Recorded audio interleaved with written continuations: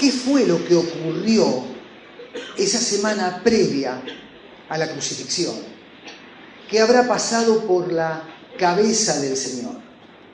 ¿Qué habrá experimentado Él antes de llegar a Getsemaní? ¿Cómo se habrá sentido su alma sabiendo que faltaba poco tiempo, muy poco tiempo, nada más y nada menos que para morir en la cruz por toda la raza humana, muerta en delitos y pecados y condenada eternamente? Así que yo procuré hacer un resumen o dar un vistazo a qué es lo que ocurrió aquella semana previa a la cruz, y entonces es inevitable pensar en el Señor Jesús comenzando su camino desde Jericó, subiendo, buscando la cuesta que llevaba a Jerusalén. Y recuerde usted que en Jericó Él le había dado vista a un ciego y también había ido a comer justamente a la casa de un recaudador de impuestos llamado Zaqueo. Él hace ese viaje no solamente con sus discípulos, sino con un grupo de personas que evidentemente y de manera fervorosa ya estaba siguiendo a Jesús. Algunos con expectativas válidas, correctas, y otras con expectativas no tan santas, pero que deseaban estar cerca del Señor. De hecho, toda esa multitud de personas toma el camino y sale para viajar juntos, evitando de esa manera los robos, los saqueos, para llegar a Jerusalén. Y nosotros podemos ver, por lo que dicen los evangelios, que Él no va a Jerusalén después de caminar aproximadamente un día, de viajar con sus compañeros de viaje un día, y va a un pueblito muy chiquitito donde vivían unos amigos de Él. Allí vivían en una casita probablemente bastante cómoda, de hecho que muchos se albergaron en ese lugar. Aquellos hermanos, allí estaba María, allí estaba Marta y allí estaba Lázaro, y le reciben al Señor. El Señor llega a Betania 6 días antes de la Pascua. Y en aquel momento ya Jerusalén comenzaba a sentir el efecto pre-Pascua. ¿Por qué? Porque venían personas de todas partes para celebrar la fiesta de la Pascua. De hecho, muchos venían tiempo antes, no solamente para conseguir un lugar donde hospedarse, sino que venían antes porque el ceremonial religioso hebreo judío contemplaba que había que purificarse para celebrar y para participar de la Pascua. Así que bien podemos imaginarnos a una Jerusalén y los pueblos cercanos a Jerusalén ya bastante alborotados por la llegada de la Pascua. Faltaban 6 días y muchos de ellos se preguntaban: ¿vendrá Jesús? Faltaban solamente 6 días, menos de una semana, y el comentario en el pueblo era: ¿vendrá Jesús a la Pascua? ¿Por qué la pregunta? ¿Por qué la inquietud? ¿Por qué algunos tenían dudas con respecto a la presencia o no de Jesucristo en la Pascua? Es que permítame recordarle que ya los escribas, los fariseos y las autoridades político-religiosas de aquel entonces habían intentado matarlo 3 veces. En la fiesta de los tabernáculos habían querido matarlo.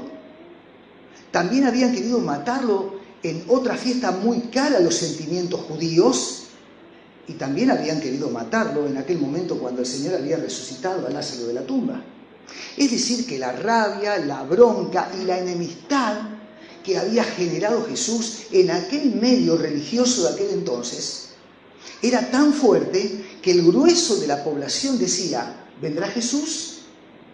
¿Se animará Jesús a venir? ¿Estará Jesús? Lucas capítulo 9, no lo busque, versículo 51 dice: cuando se cumplió el tiempo que había de ser recibido arriba, afirmó su rostro para ir a Jerusalén. Así que Jesús tenía decidido ir a Jerusalén. Y de hecho Jesús llega entonces a Betania. Y vamos a ver algunas cosas y vamos a comenzar viendo, aunque Él llega en el atardecer del viernes, de un viernes, aunque al llegar en el atardecer de ese viernes comienza el sábado, y el sábado da la sensación que es un día de descanso, no solamente para los hebreos religiosos, sino también para Jesús y sus discípulos allí en la casa de sus amigos, el sábado pasa, el sábado transcurre y llegamos al domingo. Poquitos días para la Pascua. Este domingo va a ocurrir algo singular. En primer lugar, se va a cumplir una palabra profética trascendente y muy importante. Toda aquella revelación profética de las semanas que encontramos en el libro del profeta Daniel tiene su cumplimiento este día. Y este día se va a agotar la semana número 69 de la palabra profética. ¿Por qué? Porque Jesús va a entrar a Jerusalén. Y va a entrar a Jerusalén montado como un rey, pero como un rey manso y humilde. Y nosotros podemos ver en Mateo capítulo 21 que el Señor sale de ese pueblito en el que estaba y buscando justamente arrimarse a Jerusalén, dice la palabra que entonces pasan por Betfagé, cerca de Betania, frente al monte de los Olivos, antes de cruzar el arroyo del Cedrón, y entonces le da una orden a sus discípulos para que ellos vayan y pidan prestado un burrito. Allí a un costado del camino estaba la mamá del burrito, una asna, y estaba un burro. Y sus discípulos, dando las explicaciones de las cuales la Escritura nos habla, lo tomaron prestado para Jesús. Es que debía cumplirse la Escritura. El profeta Zacarías había anunciado y había invitado al pueblo de Israel para que se goce, para que se alegre, porque a Sion, a la ciudad de David, habría de venir el Mesías, el Cristo, el Salvador. ¿Y cómo habría de venir? Rodeado de pompa, con honores, con un ejército que le secundaba. No, bajo ningún punto de vista. Él habría de venir montado en un pollino, hijo de una asna. Así que aquel domingo el Señor entra y no hay una corona para recibirlo, cubierta de perlas. No hay tampoco un ejército que le rinde pleitesía, sino que solamente un puñado de hombres le alaban y le adoran y le reconocen como quien es. Es singular ver que muchos de estos que gritaron al Señor, Hosana, Hosana, el que viene en el nombre de Dios, Hosana, en otras palabras, sálvanos, son los mismos que pocos días después, antes de una semana, enrojecieron su garganta y secaron sus labios diciendo, crucifícale, crucifícale. Muchos eran los mismos. Algunos le amaban, le seguían, habían confiado en él, pero otros esperaban un libertador y pocos días después eligieron a Barrabás y pidieron a Jesús para que sea crucificado. Ese día el Señor, antes de volver a Betania, donde estaba hospedado, hace algunas curaciones, enseña la palabra, y al ver los sacerdotes el actuar del Señor Jesucristo, un poquito medio, como que se enojan. Y es el lunes 10 de Nisan. Bueno, el Señor va a tomar cierta fuerza en su carácter, probablemente viendo lo que había ocurrido el día anterior. Salen de Betania, cruzan el arroyo del Cedrón, que existe hoy tal cual era en aquel entonces, pero parece ser que el Señor tuvo hambre. Aquella mañana de lunes Jesús tuvo hambre. El Hijo de Dios, el creador de los cielos y de la tierra, de todos los cereales y de todos los vegetales y de las frutas habidas y por haber, de las que disfrutamos en nuestra mesa familiar y de las que comen en otras partes del mundo, ese creador tuvo hambre. A mí me cautiva pensar que tuvo hambre, y yo pensando en dije, habría habido un desayuno pobre tal vez en Betania. Tal vez eran muchos los que tenían que ser servidos por Marta, por María y por Lázaro. Tal vez el desayuno fue pobretón. O tal vez después de haber desayunado algunas aceitunas y algunos dátiles, después de haber comido un pedacito de pan humedecido en oliva, había pasado un tiempo y ya Jesús, en su cuerpo de hombre, Dios hecho hombre, tuvo hambre. Y a la distancia vio una higuera. Y aunque la Biblia asegura y enseña que no era tiempo de higos, él, que era Dios, se arrimó para ver si había higos porque tenía hambre. La higuera estaba cubierta de todas sus hojas, verdes. ásperas. Era frondosa, sin embargo, no había higos. Y la maldijo. Y se enojó. Y la maldijo y siguió su camino. Miqueas capítulo 7, versículo 17, dice: ¡ay de mí! Porque estoy como cuando han recogido los frutos del verano, como cuando han rebuscado después de la vendimia y no queda racimo para comer. Mi alma deseó los primeros frutos. Esa fue la experiencia de Jesús. Se arrimó a la higuera, tenía hambre. Y como el pequeño que busca en la higuera o en una vid algún último racimo, separando ramas y hojas, no encontró fruto para comer. Ahora, hermano, Isaías 56 dice: yo los llevaré a mi santo monte y los recrearé en mi casa de oración. Sus holocaustos y sus sacrificios serán aceptos sobre mi altar, porque mi casa será llamada casa de oración para todos los pueblos. ¿Qué ocurrió? Llegó el Señor al templo y pudo ver lo que ocurría en el templo. Y pudo palpar aún más de cerca, caminando en las cercanías del templo, lo que evidentemente le venía enojando del día anterior. Hombres que comerciaban en el templo, que inclusive llegaban a vender estatuas de dioses paganos en las cercanías del templo, que pedían el cambio a los griegos que venían y le daban por la moneda griega migajas para que los griegos que habían creído en la religión hebrea tuvieran el dinero necesario para ir y comprar las ovejitas para el sacrificio. Mire, aquello se había vuelto una cueva de ladrones, de robadores. Y el Señor se enoja en gran manera. Se enoja mucho, muchísimo. Y dicen los evangelios, da la sensación que esta es la segunda vez que ocurre lo mismo en el templo, de lo cual es testigo el Señor. ¡Qué vergüenza!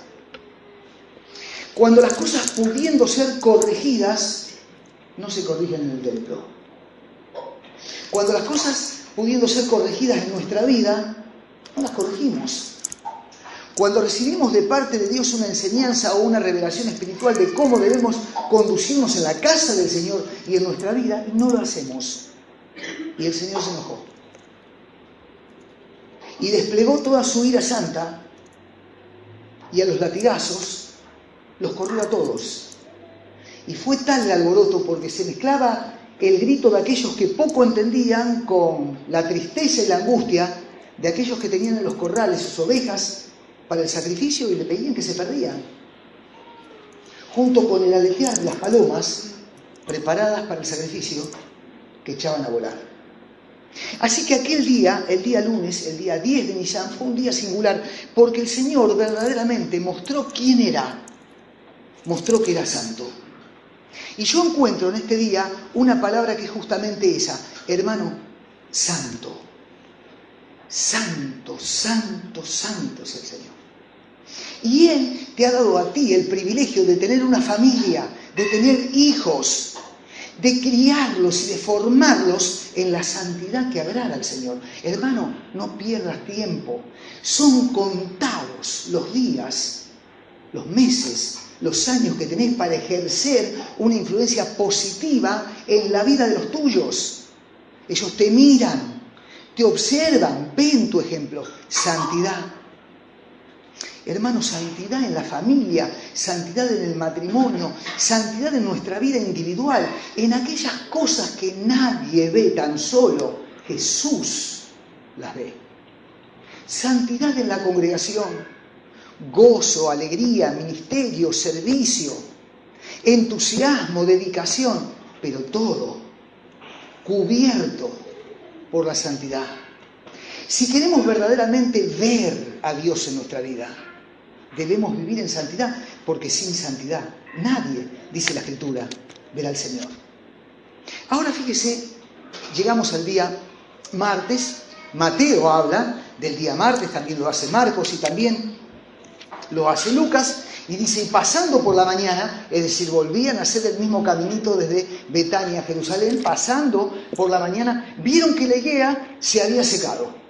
Él la maldijo el día anterior, ustedes lo recuerdan. Vieron ahora que la higuera, yo me imagino la higuera cómo estaría. Yo me imagino, porque la Escritura dice que las hojas y hasta la raíz se secó. Vieron que la higuera se había secado. Entonces Pedro, acordándose, dijo, maestro, mira la higuera. ¿Cómo se secó? Tú la has maldecido. Respondiendo Jesús le dijo, tened fe en Dios. Verdaderamente la respuesta de Jesús parece inventada por un copista y sacada del lugar. ¿Qué tendrá que ver, diríamos nosotros? La higuera se secó. ¿Qué tiene que ver esto con la fe? Tiene mucho que ver con la fe. Porque cualquiera que dijere por fe a este monte, quítate y échate en el mar, y no dudar en su corazón, sino que creyere que será hecho lo que dice, le será hecho. Oh, cuántas dudas que tenemos. Cuántas dudas que tengo en mi vida, de las cuales debo pedir perdón y avergonzarme. Verdaderamente mi vida está llena de dudas. ¿La higuera se secó? Hermanos, si tenemos fe, nosotros podemos más que secar una higuera. Podemos hacer que nuestra vida espiritual dé fruto. Podemos hacer que la iglesia crezca. Podemos tener un matrimonio feliz. Podemos vivir de una manera en fe distinta a la que vive el mundo. Podemos nadar en contra de la corriente por fe, dice la Escritura, mas el justo por la fe vivirá. Haciendo alusión no solamente al momento en el que el incrédulo cree para salvación por fe, sino algo más aún, el cotidiano. Lo que es de todos los días, lo que me cuesta, lo que me angustia, lo que genera preocupación, mas el justo por la fe vivirá. Debemos vivir una vida de fe. Así que la higuera se secó y esto es una enseñanza para nosotros, lo que podemos hacer si somos hombres y mujeres de fe. Pero fíjese,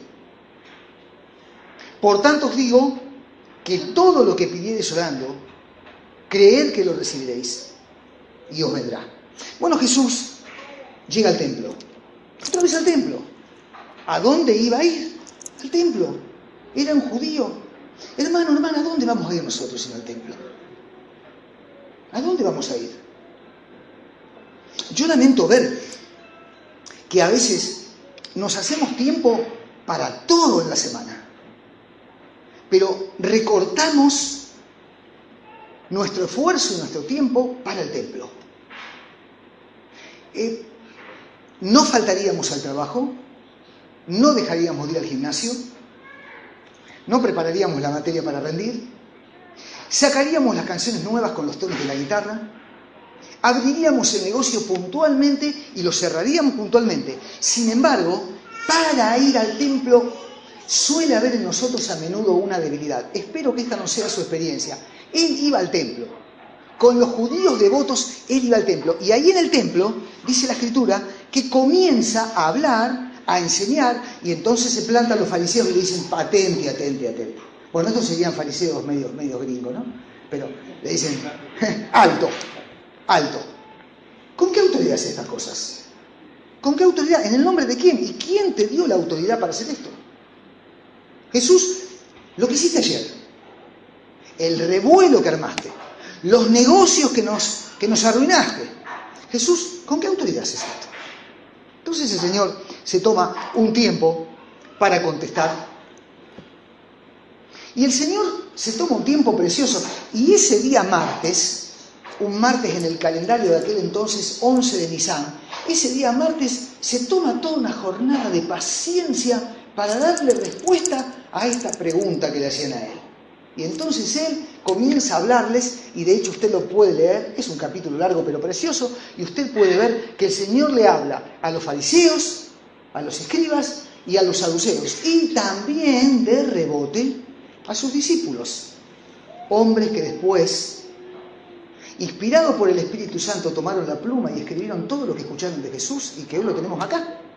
Así que el Señor ese día, para demostrar con qué autoridad hacía estas cosas, el Señor comienza a hablar de dónde venía su autoridad. Y le dice de dónde venía su autoridad. Y le dice, les quiero hacer una preguntita. ¿Ustedes me preguntan algo a mí? Yo les voy a contestar, pero si ustedes me responden lo que yo les pregunté. En el bautismo de Juan, ¿era del cielo o era de los hombres?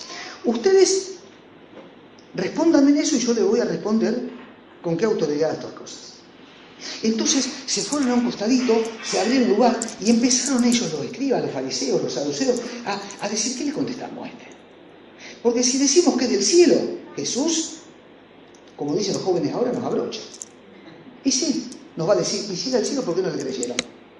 Además, otra cosa, si le decimos que es de los hombres, todos estos que creyeron en Juan el Bautista como un hombre inspirado por Dios, nos van a matar.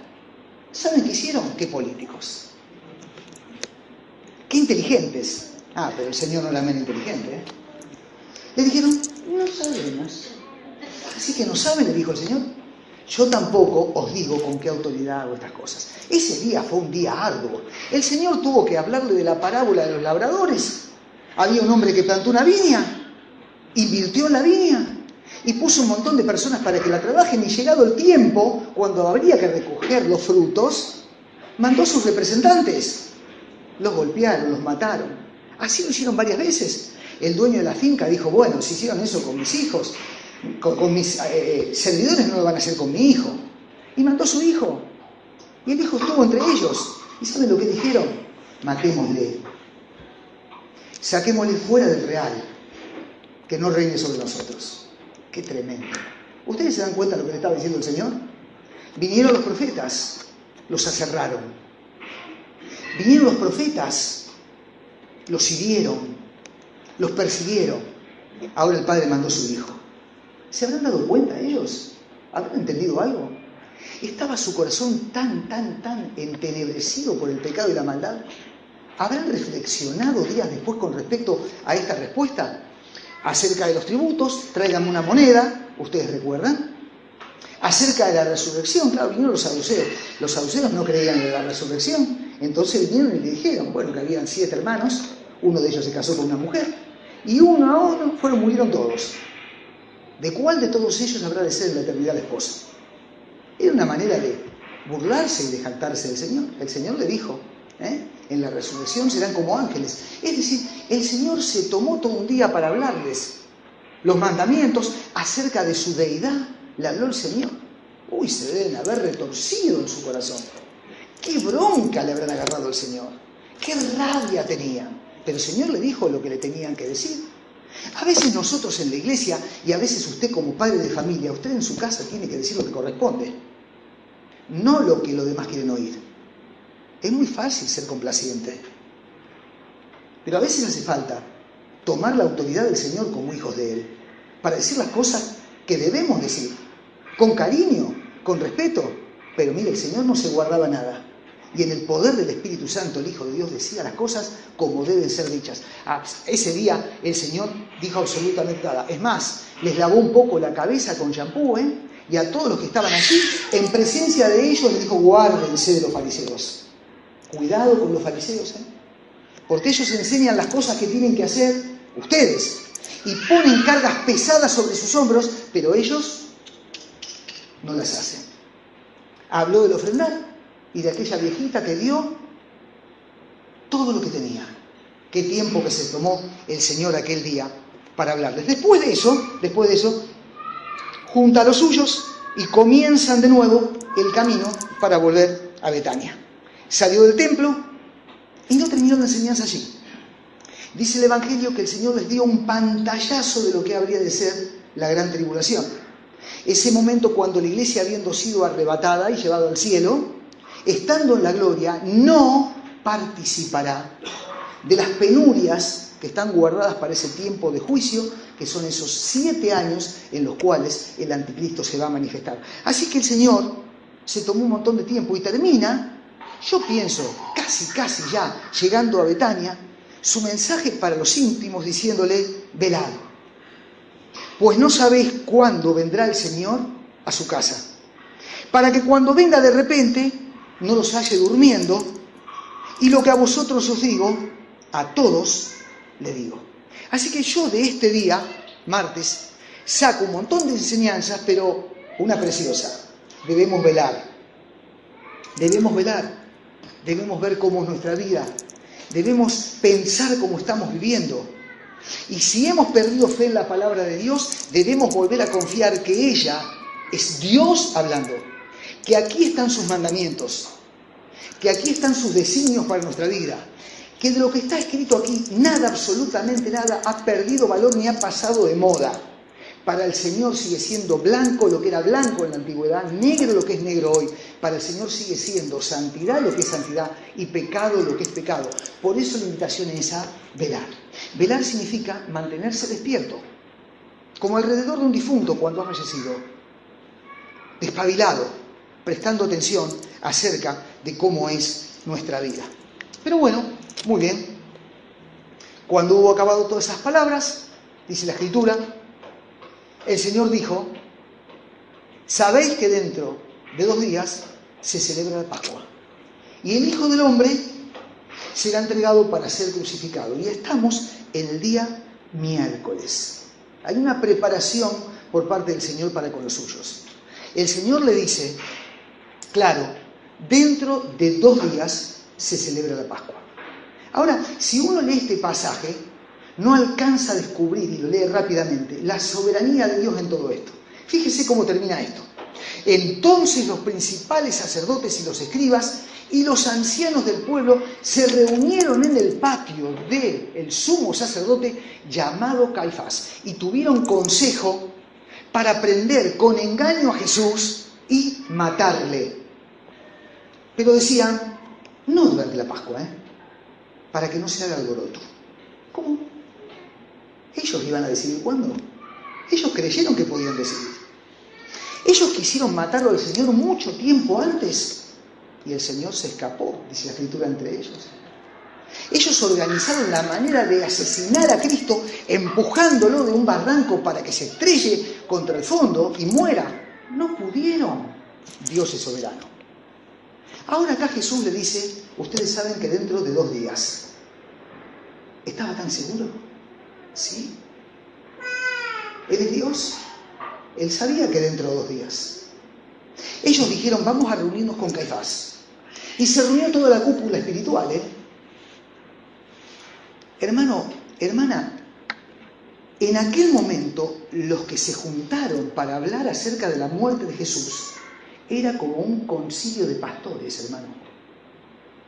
La cúpula espiritual hebrea de aquel entonces se reunió con Caifás para ver cómo mataban a Jesús. Tenían que buscar la manera. Pero ellos dijeron, no seamos sonsos. Hay casi 3 millones de personas en Jerusalén. Y hay muchos que le siguen. No la Pascua. Si no lo hacemos antes, será una semana después, pero no la Pascua. Soberanía de Dios. Cristo es soberano. ¿Saben ustedes que dentro de 2 días, y habría de ocurrir así, como un cordero, en la Pascua el Señor habría de morir por cada uno de nosotros? Así que encontramos a Jesús en un día verdaderamente fuerte para sus sentimientos, en un día trascendente, en un día en el cual hay un montón de personas que están queriendo buscarle la vuelta para encontrar un camino para sacarlo del medio para siempre, pero en Betania hay una reunión de amigos. Es ese día, está Jesús ahí. Y ahí está el Señor, mientras los otros planifican ver si se hace después de la Pascua para que no haya alboroto. El Señor sabe que faltan 2 días. Y allí están los suyos, y allí hay mujeres, y están sus discípulos, y una de ellas trae aquel recipiente con un perfume muy caro. Se dice que era un perfume que no se producía justamente allí, sino que era traído de la India. Un perfume con un extracto muy fuerte, probablemente, que tiene que ver con la raíz de la valeriana. No sé si alguna vez lo olieron, la valeriana es muy fuerte, da un perfume muy persistente, y esta mujer unge al Señor. Pero dice la Escritura que algunos se enojaron, no solamente uno quien habría de traicionar. Fue el comentario de varios. Qué manera de desperdiciar la plata, ¿no? El Señor le dice, a los pobres siempre los tendréis. Buena obra me ha hecho. Esta ha hecho lo que podía, porque se ha anticipado a ungir mi cuerpo para la sepultura. Faltaban 2 días. Por eso yo les decía a ustedes, ¿qué habrá pasado por el corazoncito del Señor? ¿En qué habrá pensado aquella semana? En este día miércoles, ¿cómo habrán estado sus sentimientos? Porque Él sabía muy bien que esta mujer había preparado su cuerpo para la sepultura. Marta vierte ese perfume y entrega de ella lo mejor que tiene. No tendría mucho más, pero tenía algo de mucho valor. Yo no creo que ella tuviera una cuenta bancaria abultada. Yo no creo que tuviera ropa de lino fino. Yo no creo que tuviera una vajilla en Betania demasiado suntuosa o lujosa. Yo no creo que su casa estuviera llena de cuadros o de esculturas griegas. Ella dio lo que tenía, lo más precioso. Y cuando yo llego a este punto, pienso en el amor de esta mujer y cómo demostró el amor. Y es casi inevitable que yo piense en mí y qué soy capaz de dar para retribuir en parte al amor de Jesús. ¿Qué es lo que he dado hasta ahora? ¿De qué soy capaz de desprenderme? ¿Qué puedo entregar? Mis dones, mi talento, mi tiempo, un compromiso férreo en la congregación. ¿Qué es lo que puedo dar?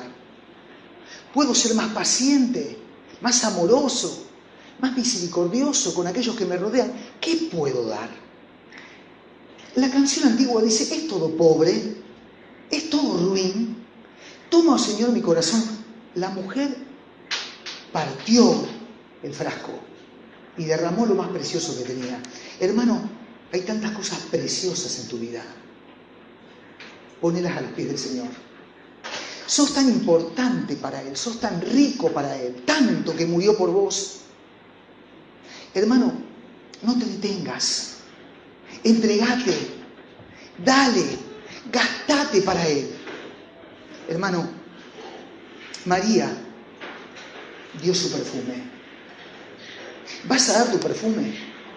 ¿Qué vas a hacer en tu vida de ahora en adelante? ¿Qué vas a hacer con el Señor? Esto es un planteo que tenemos que darnos. La Escritura dice en el Antiguo Testamento, y de lo recibido de tu mano te damos. A veces tenemos las manos llenas de cosas que hemos recibido de Él. Sin embargo, nuestro corazón duro permite que nuestros dedos se cierren y no somos capaces de largar, de entregar, de compartir nada de lo que viene de Él. Hermano, imitemos a María. María, una mujer tan sublime que el Señor mismo dijo, donde quiera que se predique este evangelio, en todo el mundo se contará lo que ésta ha hecho en memoria de ella. Hermano, que Dios pueda tener una memoria preciosa de usted y de mí, como la tiene de María, por haber entregado lo que tenemos a nuestro alcance para su obra y para su causa. Y ahora, bueno, llegamos al jueves, el jueves que es el 14 de Nisan, y bueno, y allí están, el primer día de la fiesta de los panes y levadura. Vinieron los discípulos y le dijeron a Jesús, ¿dónde?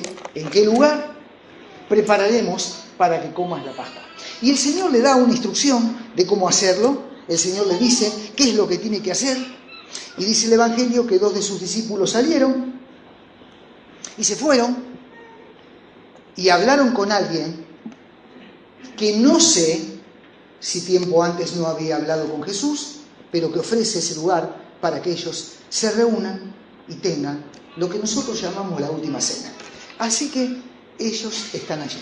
Y en ese momento, hermanos, pasan un montón de cosas. Estamos a día jueves. Falta solamente un ratito de tiempo para Getsemaní. Muy poquito para que sea llevado a juicio.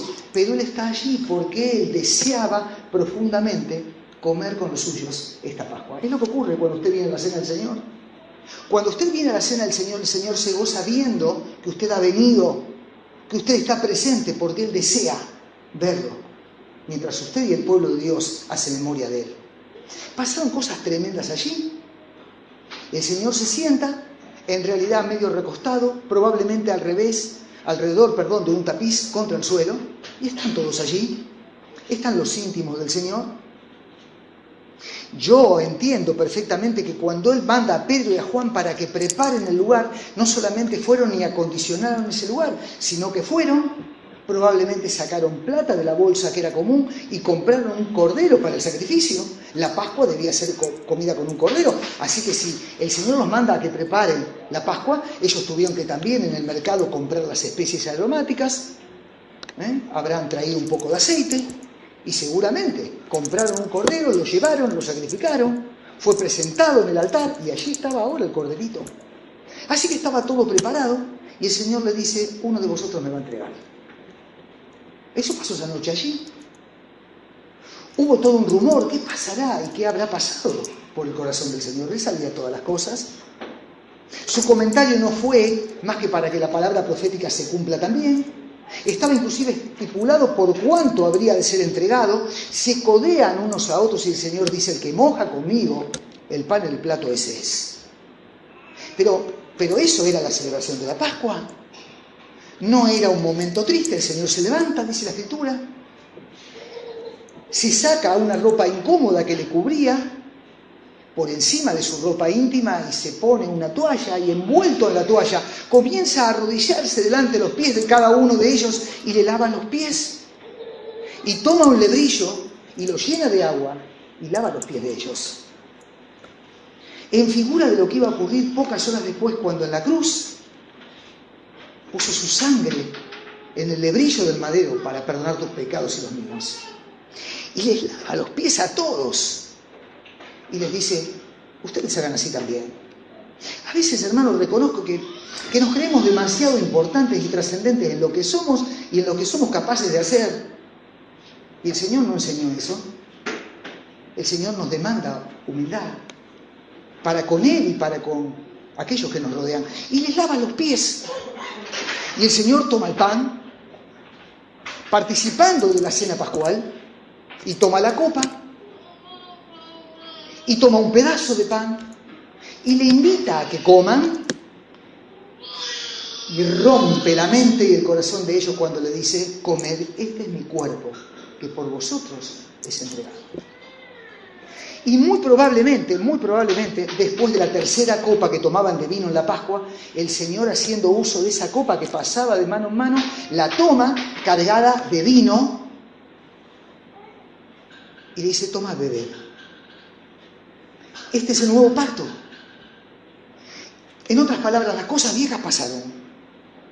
Lo que aprendieron de la ley quedó atrás. Mi sangre será derramada. Haced esto en memoria de mí. Haced esto en memoria de mí. Y cantaron el himno. Y disfrutaron aquel momento pascual cuando juntos recordaban la liberación de Egipto y cómo Dios había obrado de una manera singular para que los primogénitos de Israel no muriesen. Y cantaron el himno, lo que era acostumbrado a cantar varios de ellos, y salieron entusiasmados cantando el himno, buscando Getsemaní. Pero Judas ya se había ido. Y ya había recibido sus monedas. Y ya estaba buscando el árbol en el cual quitarse la vida. ¿Qué habrá pasado por la mente del Señor? ¿Qué habrá pensado aquellos días previos? ¿Qué habrá sentido con su pasión, con aquella traición? Y en Getsemaní, ¿qué habrá pasado por la mente del Señor? Durante la noche, ora, y conocemos bien la historia. Entonces, el Señor es juzgado, no lo leemos por amor al tiempo. De mañana, los principales sacerdotes, con los ancianos, con los escribas y con todo el concilio, llevaron a Jesús después de tomarlo de Getsemaní y lo entregaron a Pilato. Murió Jesús, aquel varón de angustia.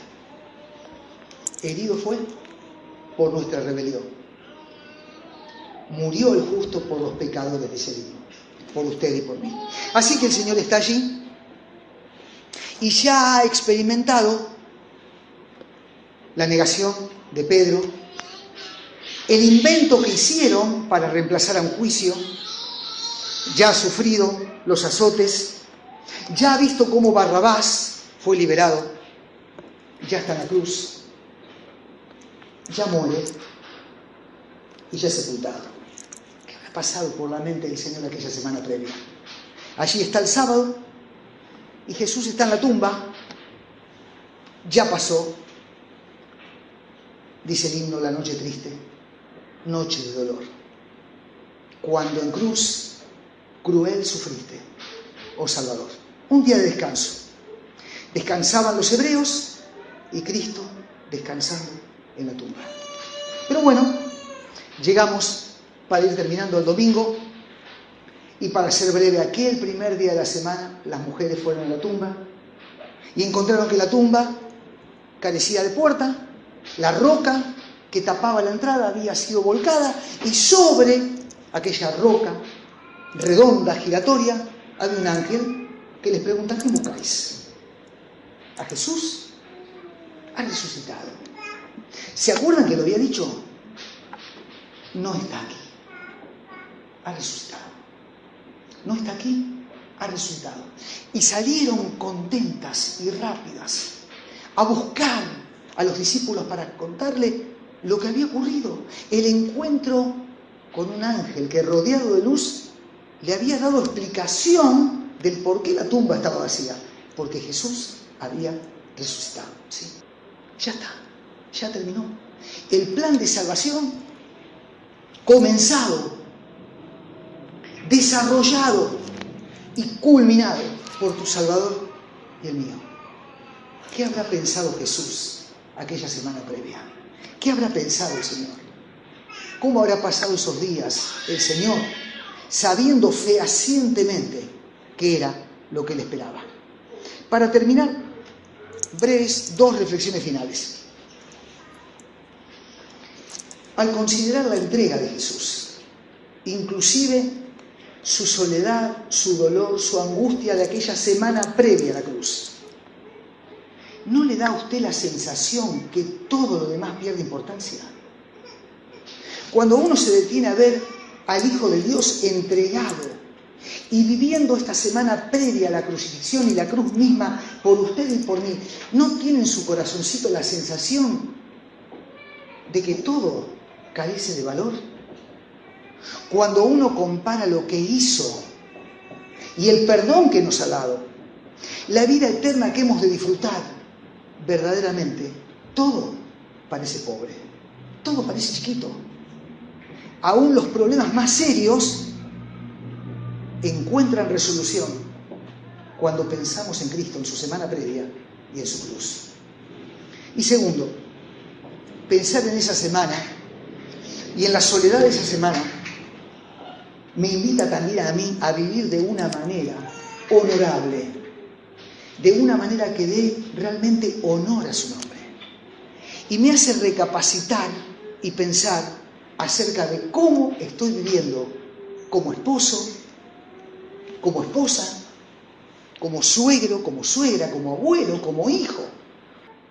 Cuando yo pienso en él y me detengo en lo que habrá pensado en aquella semana, cuando experimentó oposición, rencor, persecución y deseos de muerte, cuando fue realmente mal juzgado y llevado a una cruz, cuando fue enterrado siendo Dios, porque estaba muerto por mis pecados y los tuyos, yo le digo al Señor: Señor, enséñame a vivir el hoy de tal manera que el mañana no tenga que reprocharme el ayer.